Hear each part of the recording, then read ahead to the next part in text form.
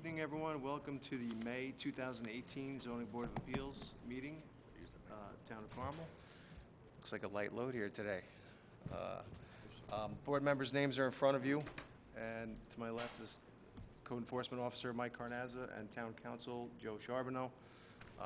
The way we operate is we'll hear the cases in front of us. I'll swear you in. You plead your case.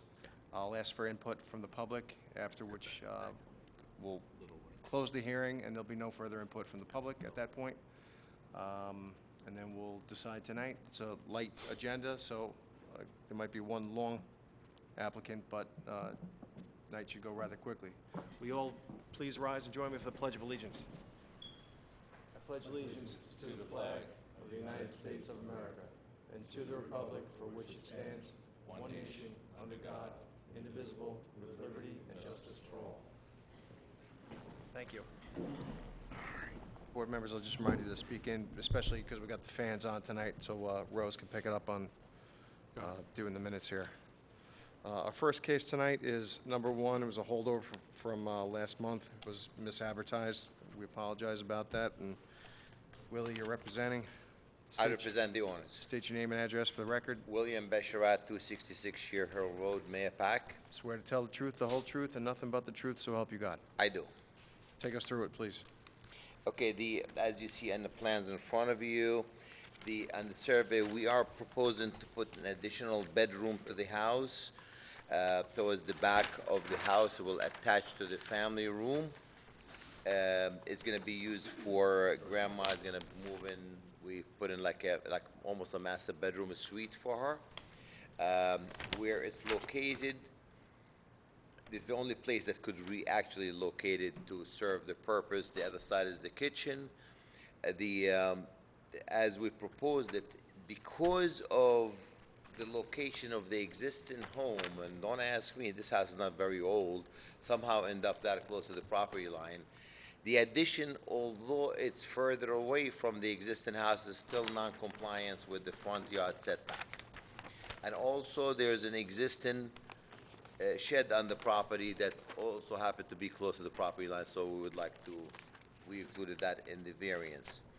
Like I said, the addition is really have no other place to be put that can eliminate the need for a variance except in that location. Anywhere else we put an addition on the house will need a variance because the house itself is basically 11 feet from the property line, the front property line. There is no land available to purchase because it's the front yard and that's where the road is. The house, as it's far away from the houses, or it's be very much comparable. It's one of the smallest houses in the neighborhood. The addition will make it compatible with the house in the neighborhood. There are no houses that are close by that this addition will create a hardship on any of the neighbors in any shape or form. If anything, it's a positive addition to the neighborhood. And where's the septic? There is no septic. This Oh, place that's is sewer. sewer. That's right. Septic, there's no septic here. Um, That's why we freely say we added a bedroom. Pretty much straightforward. You're not coming any further than what the front of the house is anyway. No, we are just not. goes back. No, it's really, like I said, the house itself is so non-compliant. But when you see that road is such rarely traveled road, that it really does, I don't know if any of the board member has gone, you notice like although it's too close to the property line, but it doesn't look that. No, it doesn't. You know? Out there, it doesn't look that bad. The garage was kind of nestled between some trees and stuff, but it could use some updating. Are they planning to do anything to the garage? You know, for now, that's what they have, and they want to keep it, but I think it's on its way out. It's a metal shed that they use it for storage, but they said when they start with the construction, if you notice that little addition in the back, this piece over here is going to be utilized for storage. The house is slab on a grade, has no basement. Okay. And they're going to use that for storage, so a lot of the stuff that's in the shed will go. But as of now, we are keeping the shed, but It's not a eventually it major will go variance away that you're in the looking next for. year or two. Okay. Board members, Silvio? No questions. Rose? No questions. No questions, thank you. No questions. All right, any input from the public on this application? Probably not. Motion All right. closed, public hearing? Do I have a second? Second. All in favor? Aye. Thanks, Thank you Rose. very much. Enjoy the long weekend, Same everybody. to you. Take care, Willie. Have a good night. All right, number 2 is Henning, John Henning, and you're looking for a variation of Section 15615, seeking an area variance to retain already existing shed. Property is located at 3 Colton Road, Mahopac, New York, 10541. State your name for the record John Henning, and address. 3 Colton Road, Mayapack, New York. Right hand, swear to tell the truth, whole truth, nothing but the truth, so help you God. Yes, I do. All right, bring us through it. What are you looking to do here? You got, There's a shed near the, I guess near the property line, so it's just been there, it's not bothering anybody, the neighbors have no issue with it.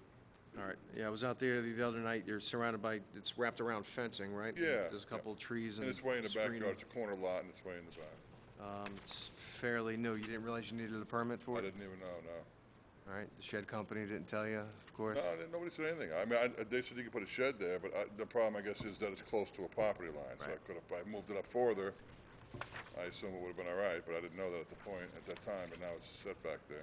If you had to pull it forward, what kind of cost would it be? Oh, I'd have to, because it's on gravel, so I'd have to, pull it up in the front of, move it out of the way and, Couple $1,000? yeah, probably more than the shed's worth. I'd cut it up with a chainsaw before I move it, All right, you The wife talked to has a your, little Christmas stuff in it, and that's why I need it. talked to your neighbors, no issues? Yeah, no problem. Obviously, they'd be here. You've seen it, I mean, it's a if there nice, was. clean Yeah, it's a house, well-cleaned and every, property. shed's painted. There is another shed in the front of the property. Mm-hmm. I guess it's big enough to be a garage, but, Mike, was that ever picked up on title search or anything, or? He put it there, it wasn't, So It wasn't there It when you didn't need a bought it. variance, right? No. I mean, it looks like it's probably within the setback, because it's a Yeah, little it's further from the house, I think. Yeah, it's that one's like in the middle of the backyard because of the fence. He's got two Yeah. fronts here, so, correct, but he only needs the one variance. okay. All right, any questions from the board down here, Mark? No questions. No question. No? No questions, thank you. Why is this coming up now? I don't know. I have no idea. The only thing I think, I mean, I don't know. Did Dennis Dennis picked give you it a up. letter? You got a letter in violation? But I got a letter for some reason. I don't know why it was brought up. Okay. All right, no other questions? No questions. All right, and for the record, you have a couple letters in here from your neighbors in support of it. No opposition, so, yeah, you got an appearance ticket from Dennis, so. All right, any input from the public on this application? I'll look for a motion to close it. Motion to close. Do I have a second? Second? All in favor? Aye. Thanks, guys. All right, number 3, Dynamite Properties. Is that Bill? That's Bill.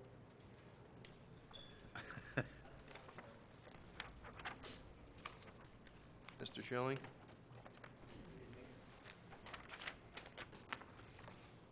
Oh, I remember this one. Good evening. How are you? Fine, thank you. William Schilling, 122 Old Route 6, Carmel. With Bill, me just this- do me a favor, because we got the fans running. Yeah. So she can pick it up. Is that better? Yeah. 122 Old Route 6, Carmel. I'm sorry, but you're gonna, are you speaking at all, or? He may be, you can. Let me swear you in. Raise your, state your name and address for the record. Tommy Rasick, 56 Papania Drive, Mayapack. Right hand, swear to tell the truth, the whole truth, nothing but the truth, so help you God. I do. Thank you. So this is Dynamite Properties, and Tom is a local contractor. He lives in Mayapack. He's invested into the community. The property we're going to talk about is 65 Secor Road.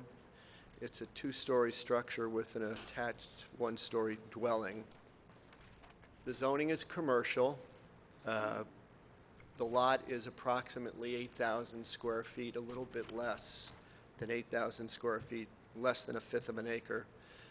It's a small lot for a commercially zoned property.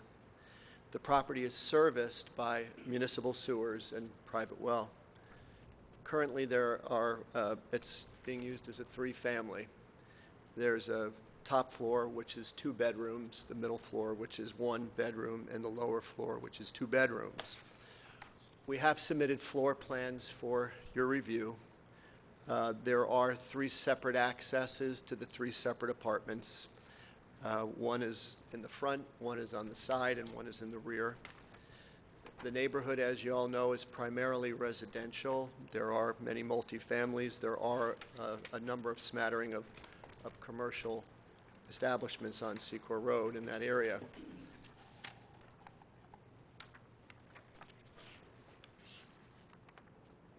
important that I start, oh, I'm sorry. It's important that I start by telling you that this property is recognized by the town as a legal mixed-use property because there was a commercial with an existing dwelling when the 1982 code was enacted, and a permitted use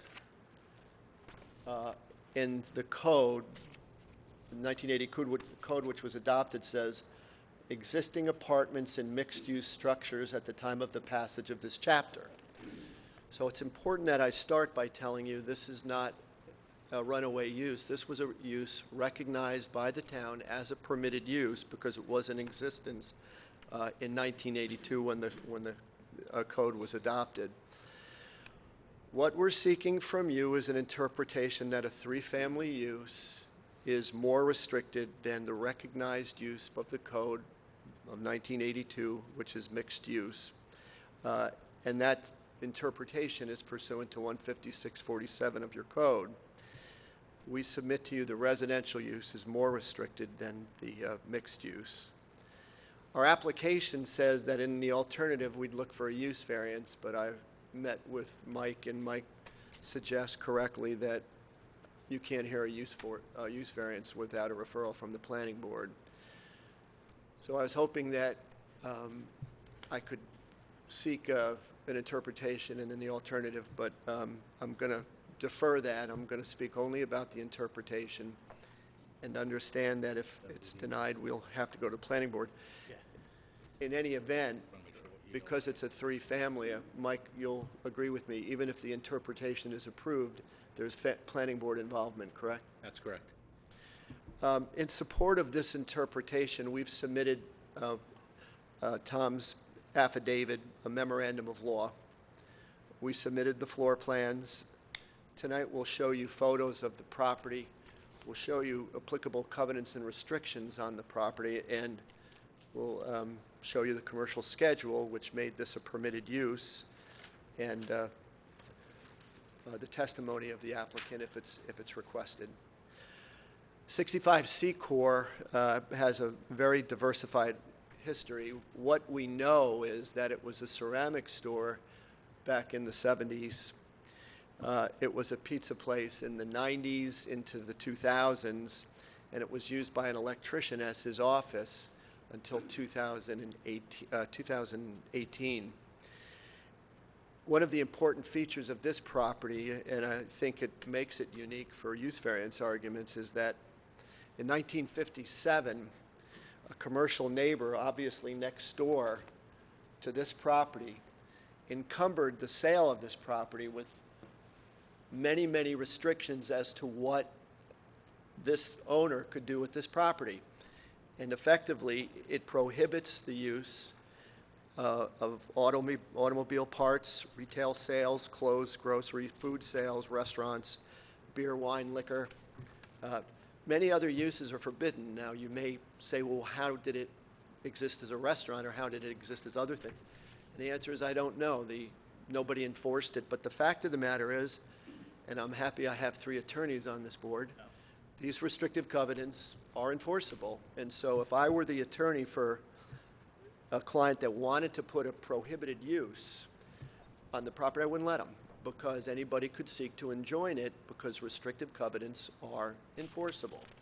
So there's, by my guess, about 30% of the commercial uses that you can do in a commercial zone are prohibited by these covenants and restrictions. And I have them here, and I put them in the memo. And as I said, there was a restaurant there, I know that, and there were other shops there that probably violated the CNRs, but they did violate the CNRs. Nobody ever sought to enforce them, though. In 2013, Mr. Ferretti came and petitioned your board. He was an electrician, and he bought the building with the pizza restaurant, and he put an office in there, and his testimony said there were 2 apartments upstairs at the time. And when the pizza guy left, his testimony was he tried to rent it commercially and just couldn't get anybody to get interested in it, no success in renting. and I'll get into it in a little bit, but the size of the property, the parking is almost non-existent. It's a really, really bad curve, and the sight distance getting in and out is very, very dangerous. It's sloped, and it's in a residential neighborhood, and those are the reasons why Mr. Ferretti came to this board for the relief similar to the one that we're seeking. However, Mr. Ferretti, who I knew, withdrew for personal reasons. A family member got very, very sick, and he withdrew and never came back.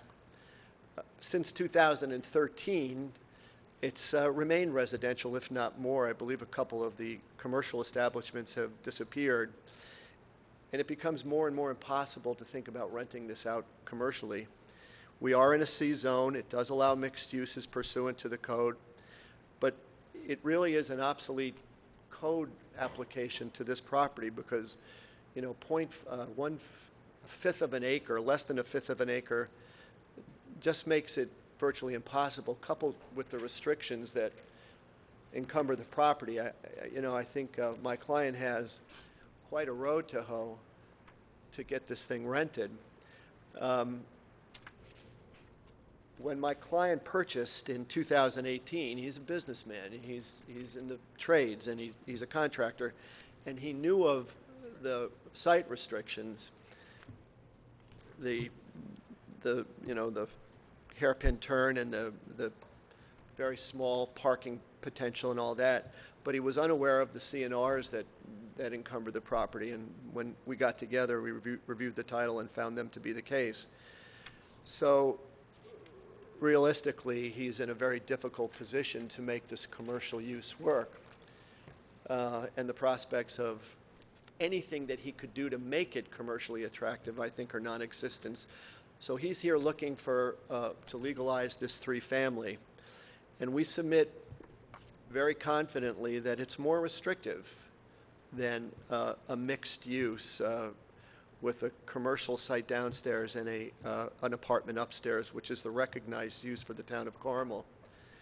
On the issue of the law, only this board has the ability to interpret your code. Nobody else, not the planning, not the zone, not the town board, only you. And they give you the power to know the best interest of the town and what is more restrictive and what is more in keeping with the neighborhood than, for example, a use that's not. And the interpretation we're looking for pursuant to 15647 is that this three-family is more in keeping and less or more restrictive rather than the recognized use for the town of Carmel, which is the mixed use. So we ask for permission and an interpretation that you agree that it's more restrictive than the mixed use, which has been, as I said, legalized and recognized in 1982. I say to you that if you envision a mixed use in that property again, I think the situation could be nothing short of chaotic. A mixed use necessarily involves employees, it involves customers, it involves delivery trucks. It's simply not suited for that use. I had conversations with the building inspector about the site, and it's a very, very tough site distance in and out. It's more in keeping with the neighborhood, it's more in keeping with the code, it's more restrictive. I'll show you some photos. We didn't have a whole lot of time, but here are some multifamilies in the immediate neighborhood. And then I want to show you that it's currently a well-functioning three-family. Now, my client is a contractor, and one of the first items on his agenda is to beautify this site, which has fallen into some disrepair. This is the site here. This is the entrance for the ground suite, the side unit, and for upstairs. There's 3 separate access, and again, it's a well-functioning three-family, given the floor plan and the, again, as opposed to what would be, what I consider to be a very poor site for a commercial zone, or a commercial use, rather. I think it's easier on the on the sewer system. I think you could have a use there that would tax the sewer system. This is just 3 families. I think it's better for the private wells than a commercial zone. I think in all regards, it's a better use. I think it's more restrictive. I think it's more in keeping with the neighborhood. And I would request your favorable interpretation on our application. Okay. I guess we'll poll the board at this time if you have any questions, concerns, comments. What about taking it down to 2 families as opposed to 3? Taking it down to what? 2 families as opposed to 3? Well, can you speak to that? Is it practically? Go. Commercial legally, so I wouldn't give up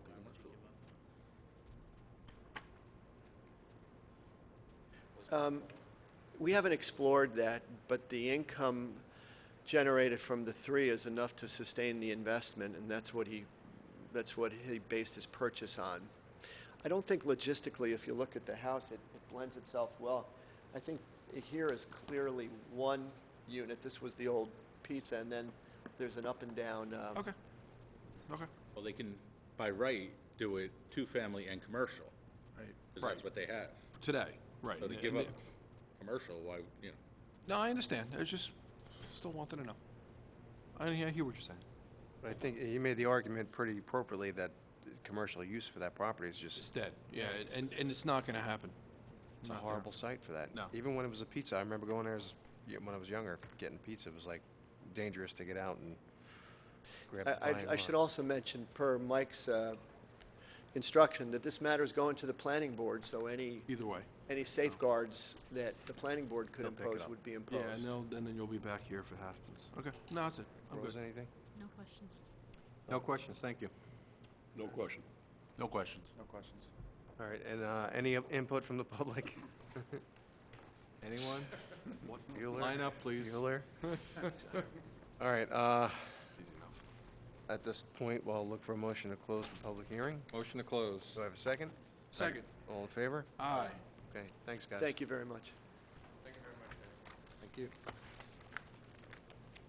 All right, and last tonight is Daniel, number 4, Daniel Vizav, for a variation of section 156-49A, seeking a variance to rebuild demolished structurally unsound barns. The property is located at 559 Route 6N, Mahopac Falls, New York, 10542.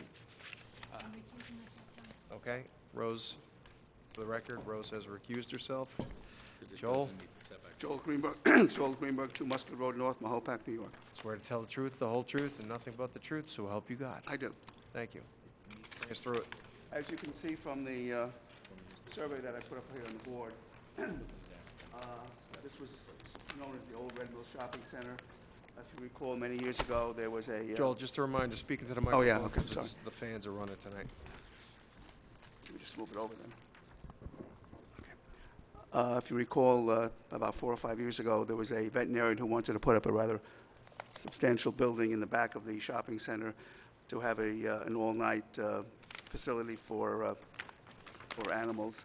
That, of course, he sold the property, and the gentleman that's owning it now, all he wants to do is, back last July of 2017, we got a permit from Mike to take down the 2 barns. If you've been to the property before, they were taken down. They were in a real state of disrepair and had to be taken down. So basically, all we're asking now is the ability to just put them back in the exact same place, just the way they were before, and basically used just for storage is what they were used for So before. that's the intended use, there's no commercial use No? for the property? It's, No, the commercial use is down here. That hasn't changed.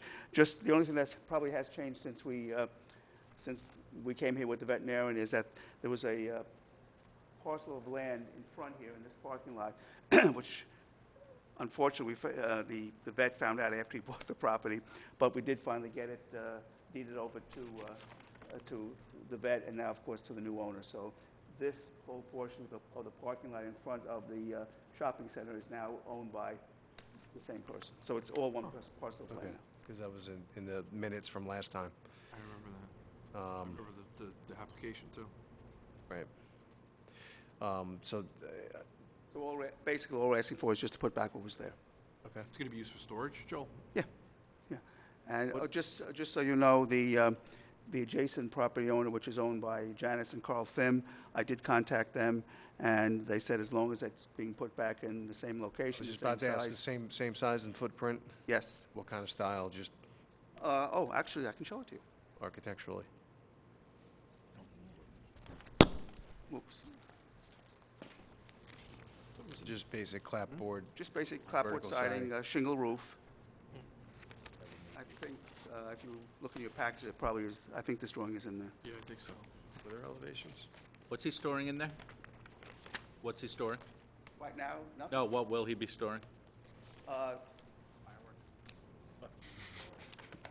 No, there's no commercial use. Oh, I'm sorry, no commercial use.